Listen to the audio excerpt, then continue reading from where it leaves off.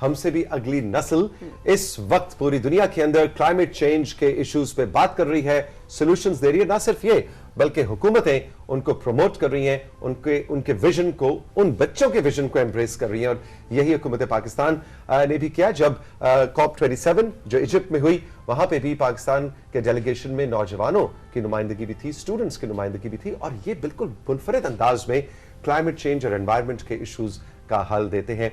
आज 3 दोस्त हमारे साथ ऐसे मौजूद हैं, 2 इनमें से इजिप्ट गए थे और एक पाकिस्तान के अंदर एक्टिविज्म, डिजिटल एक्टिविज्म कर रही है। हमारे साथ रिदा रशीद है, परवेज अली है और नवाल हैदर हैं। आप तीनों को हम वेलकम करेंगे राइजिंग पाकिस्तान में। Thank you so much.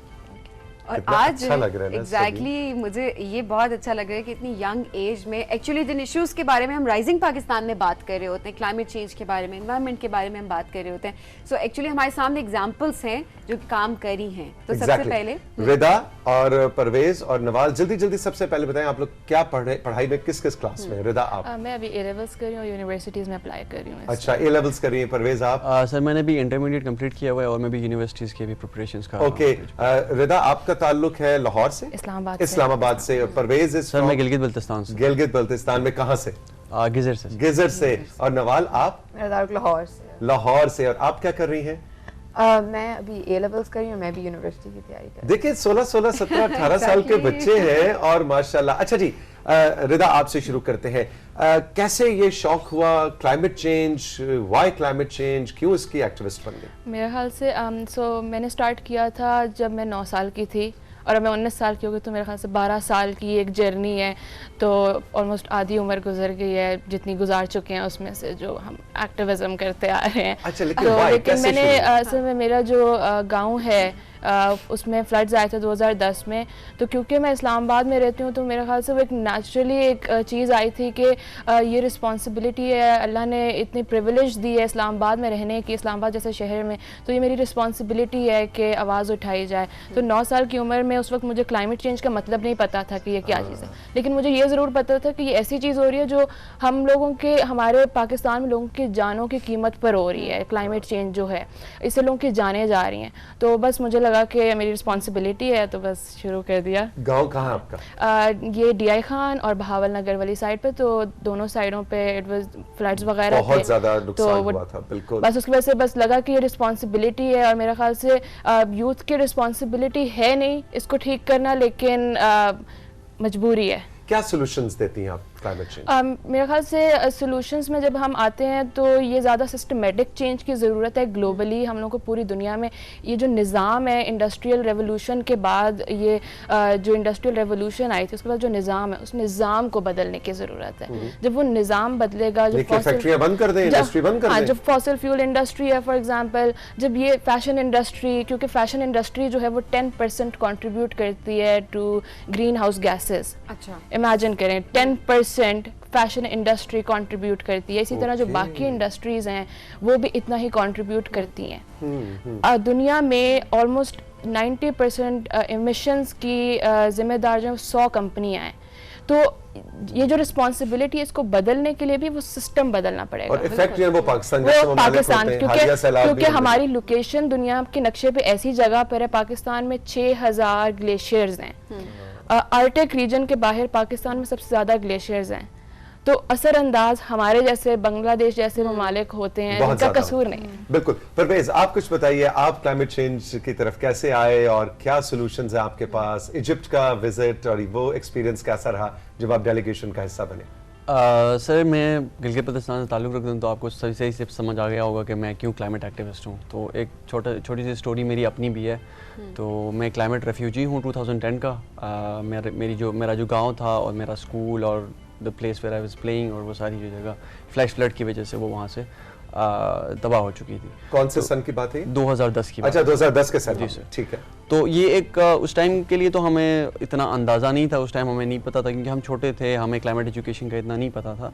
But later on जब 2016 में हम जब इस चीज़ को फिर से एक्सपीरियंस करने लगे, क्योंकि आपको पता है 2015 में फिर से फ्लडिंग्स आई थी, तब जाके हमें पता चला कि वाकई में क्लाइमेट चेंज का असर हम पे हो रहा है, जिसमें हमारी कोई कंट्रीब्यूशन तो है नहीं, हम इफेक्ट बहुत ज़्यादा हो। बहुत कम कंट्रीब्यूशन है अभी, जिस तरह हमारी हमने सैलाब भी जिस 0.9% तरह से आया तो उसमें भी यही चीज कही जा रही थी कि पाकिस्तान सबसे कम कंट्रीब्यूट हार्डली 1.1% अगर आप कह सकते हैं। To be precise To be precise. 0.9% Yeah. Contribute करता है। Exactly. हमारा क्या कसूर है इसमें? इजिप्ट का एक्सपीरियंस कैसा था? इजिप्ट का एक्सपीरियंस ओवरऑल तो बहुत ओवरवेलमिंग था, क्योंकि मैं पहली बार गया था और अपने कंट्री को रिप्रेजेंट कर रहा था। और सबसे ज़्यादा खुशी तब होती है जब आप अपने मुल्क को किसी इंटरनेशनल प्लेटफॉर्म पे और अपने लोगों को वहाँ पे रिप्रेजेंट करते हो, तो बहुत ही अच्छी एक खुशी की बात कोई होती यूथ है। को सुना भी अक़वाम आलम ने कि नहीं? जी बिल्कुल, यूथ का अपना पवेलियन था पहली बार। 26 scopes already, conference of parties already हो चुके थे। ये 27वां था और इसमें पहली बार यूथ का अपना एक पवेलियन भी था और यूथ की अपनी डेलीगेशन थी। यूथ का उसमें भी बहुत बड़ा किरदार था, जो नेगोशिएशंस हो रही थी। और हमने को प्रेसिडेंसी को भी एड्रेस किया था।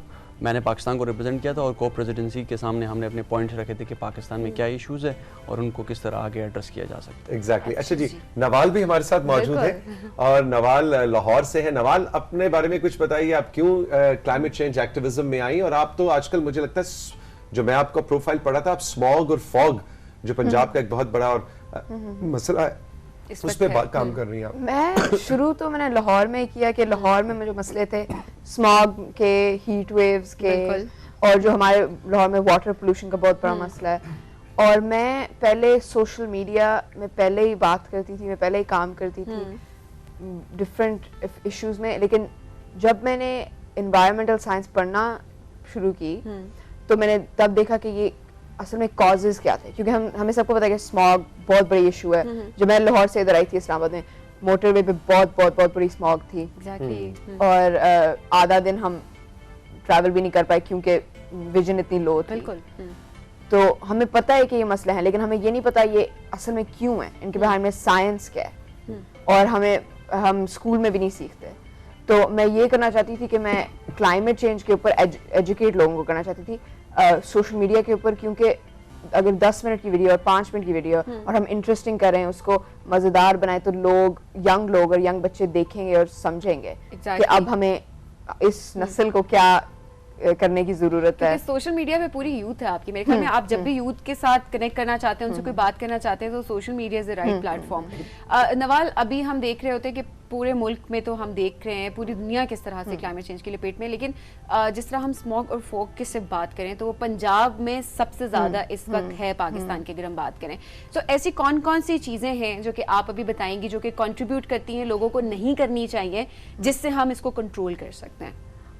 काफ़ी ज़्यादा चीज़ें हैं, लेकिन ज़्यादातर हम एज इंडिविजुअल्स स्मॉग के लिए स्पेशली इतना ज़्यादा नहीं कर सकते, क्योंकि जिस इस लेवल की स्मॉग सिर्फ तब आती है जब आपके पास बहुत ज़्यादा पोल्यूशन होता है। तो हमारी क्रॉप बर्निंग्स, हमारी पिछले साल हमारी ब्रिक मिल्स जो लाहौर के करीब थी वो बंद की गई हैं, और इस साल एक्चुअली बेहतर है सिचुएशन। तो इस तरह की चीज़ें, और फिर हम गाड़ियों का बहुत ज़्यादा इस्तेमाल करते हैं पंजाब में स्पेशली, क्योंकि हमारे शहर ऐसे बिल्ट हैं कि हम चल सकें या हम आराम से साइकिल कर सकें, इवन दो हमारे काफ़ी लोगों के पास गाड़ियाँ नहीं हैं।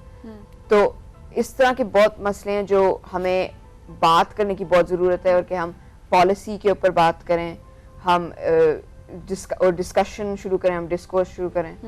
वैसे आप लोगों के ख्याल में आपकी जो जनरेशन है, तीनों से सवाल है, आपकी जनरेशन आप ही की जनरेशन की बात ज्यादा सुनती है या हमारी बात ज्यादा सुनती है?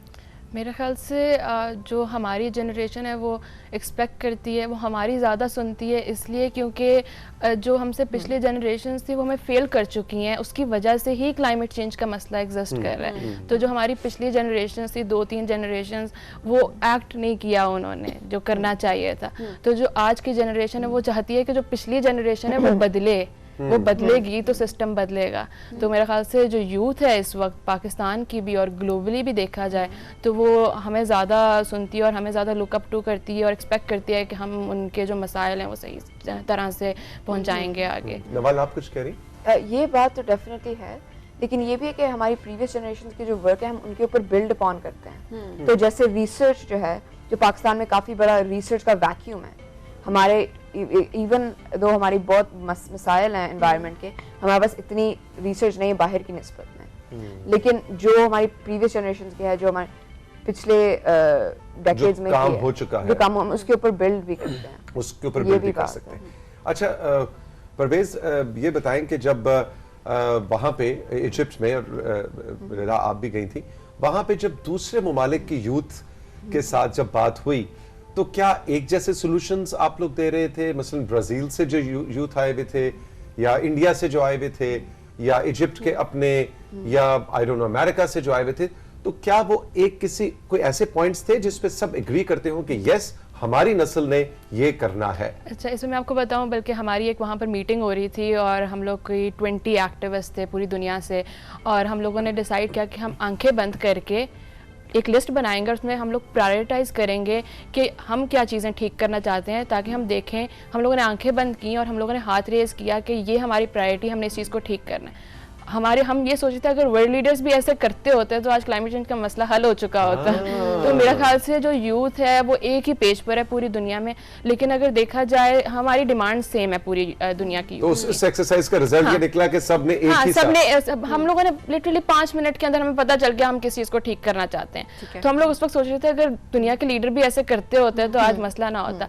लेकिन मेरे ख्याल से जो नॉलेज, जो लोग अफेक्ट हो रहे होते हैं, जो उनके पास नॉलेज होता है ना, वो डिफरेंट तरीके से प्रेजेंट करते हैं। तो जो हम लोग हैं, हम लोग को पता है कि फ्लड्स कैसे आए हैं, क्या क्या उससे असर हुआ है। दुनिया को लगेगा सिर्फ इकोनॉमिक डैमेज हुआ है फॉर एग्जांपल, उनको ये नहीं पता कि कितनी जानें चली गई।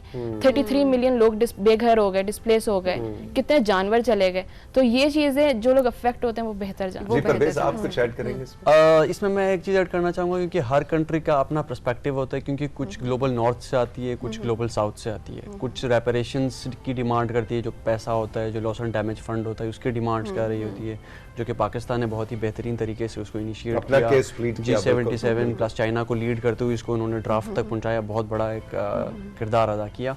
कुछ कंट्रीज फोकस करती है ग्लोबल एमिशंस पे, जो कि बहुत ज़रूरी है जिस पे बात करना, क्योंकि आप एक मेल्टिंग पॉट को ऐसे ही नहीं छोड़ सकते।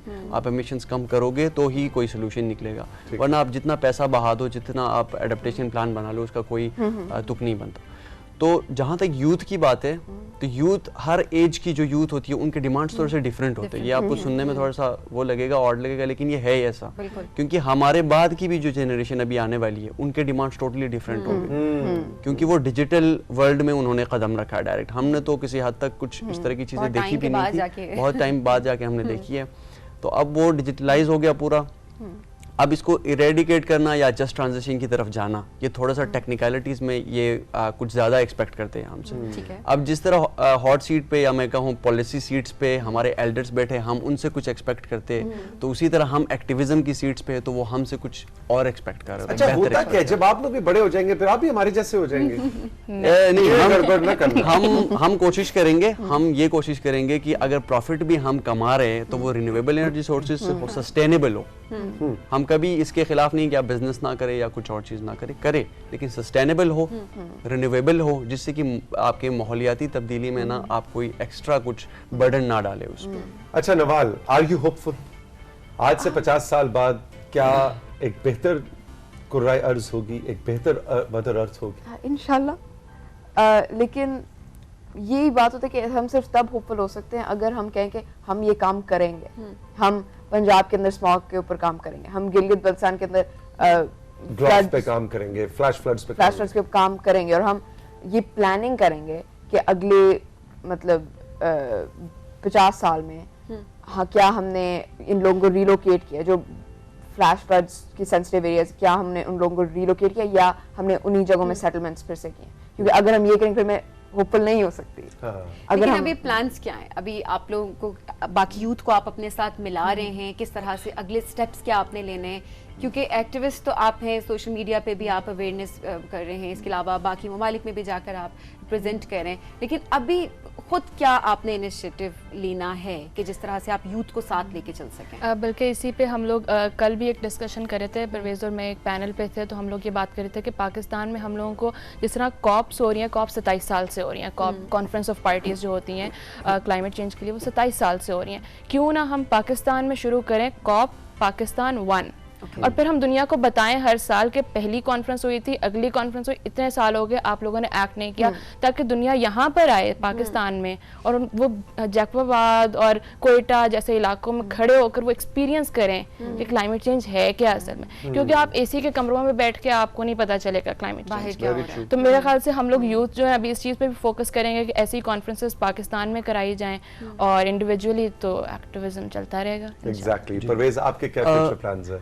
हम इस वक्त जो यूथ एक्टिविस्ट जो COP27 बेसिकली जो कहे थे, हम कोशिश करें कि गवर्नमेंट के साथ एक कॉमन कंसेंसस बनाएं और एक यूथ बॉडी तश्कील दे जिसमें कि पूरे प्रोविंसेस की रिप्रेजेंटेशन हो और हर प्रोविंस रिप्रेजेंटेशन दे वहाँ पे, इंक्लूडिंग जो अभी नए एक्टिविस्ट आने वाले हैं उनको ग्रूम करने के लिए, इंटरनेशनली उनको तैयार करने के लिए, क्योंकि हम जब भी कॉप्स में जाते हैं अपना पॉइंट ऑफ व्यू देते हैं तो उसकी पूरी होमवर्क होती है, आपका पूरा एक सिस्टमेटिक वे होता है कि आप इसको कैसे पुश फॉरवर्ड करते हो।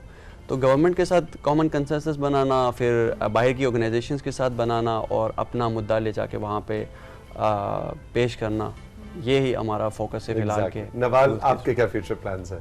मैं पर्सनली साइंस पढ़ना चाहती हूँ, एनवायरमेंटल साइंस पढ़ना चाहती हूँ और मैं एनवायरमेंटल साइंटिस्ट बनना चाहती हूँ, क्योंकि पाकिस्तान में काफ़ी ज़्यादा चीज़ें जो एक तो पॉलिसी है, गवर्नमेंट के साथ काम करना, फिर इंफ्रास्ट्रक्चर फील्ड में काम करना, लेकिन मैं पाकिस्तान की रिसर्च वैक्यूम को एड्रेस करना चाहती हूँ। ओके, आप पहले भी इसका जिक्र कर रही थी कि रिसर्च की कमी है, क्योंकि अंटिल हमें ये नहीं पता कि क्या है बेस्ट वे कि हम लोगों को सेव करें फ्लड्स में, क्या है best way for instance smog, specific Lahore में स्मॉग या रावलपिंडी में स्मॉग है, इनको एड्रेस करना है, अंटिल हमारे पास वो रिसर्च नहीं होगी, हम बहुत मुश्किल है कि हम असल में प्रॉब्लम्स को सॉल्व करें। भाई, I am so happy and so proud of this generation. Please, हमने, मेरी जनरेशन ने आपको अच्छा पाकिस्तान नहीं दिया, we admit it, लेकिन आपने अगली जनरेशन को प्रॉमिस करो कि हमसे बेहतर इनहेरिटेंस देनी है। नहीं, डेफिनेटली मेरा ख्याल से कि असल में ये भी है कि हम लोग पहली जनरेशन है टू एक्सपीरियंस क्लाइमेट चेंज और हम आखिरी जनरेशन है जिसको रोक सकते हैं। हमारे पास, मैं आपको एक फैक्ट्स बताती हूँ, हमारे पास सिर्फ 6 साल बाकी हैं। अगर हम लोगों ने ना रोकी क्लाइमेट चेंज तो हमारी से जो अगली जनरेशन है उसके पास शायद पाकिस्तान भी ना हो, जिस तेज़ी से आपके ग्लेशियर्स पिघल रहे हैं, जिस तेज़ी से गर्मी हो रही है, इतने ज़्यादा फ्लड्स हैं, खुदा ना तो ये खास्ता, हमारा, तो मेरा ख्याल बहुत ज़्यादा नुकसान। से आई एग्री कि हमारी पिछली जनरेशन ने हमें फेल ज़रूर किया है, लेकिन हमारी अगली नस्लों से हमारा ज़रूर वादा है कि हम अपनी पूरी कोशिश करेंगे उनका मुस्तकबिल बचाने की। Wow, beautiful, what a beautiful way to end the conversation. रिदा आपका, परवेज आपका, नवाल आपका बहुत बहुत शुक्रिया, ऑल द बेस्ट। आप जैसे बहुत से हैं पाकिस्तान में, लेकिन सबीर हम सबको तो नहीं बुला सकते थे, हमने 3 नुमाइंदों को बुलाया है। रिप्रेजेंट करें, रिप्रेजेंटेशन है हमारी। एग्जैक्टली, बहुत बहुत शुक्रिया, all the best. Thank you जी सबीर, वक्त है अब छुट्टी का। बिल्कुल जी, छुट्टी का वक्त है। आपने हमें ज़रूर बताना है जिस तरह से आज 3 यूथ से हमने आपकी मुलाकात करवाई कि जिस तरह वो काम कर रहे हैं क्लाइमेट चेंज के ऊपर, आप भी अगर कोई काम कर रहे हैं, आपके इलाके में कोई ऐसा मसला है और आप उसको ख़त्म करने की कोशिश करें, आप किस तरह से अवेयरनेस फैला रहे हैं, सोशल मीडिया पे आपको स्टेप्स ले रहे हैं, तो वो आप हमें ज़रूर बताएंगे। हम आपको येलो सोफे पे शायद बुला सकें, अगर नहीं भी बुला सकेंगे तो आपके नाम के साथ आपका काम हम ज़रूर प्रमोट करेंगे राइजिंग पाकिस्तान के प्लेटफॉर्म से। ज़रूर बताइएगा कि गुग्गा भी आपको कैसे लगे।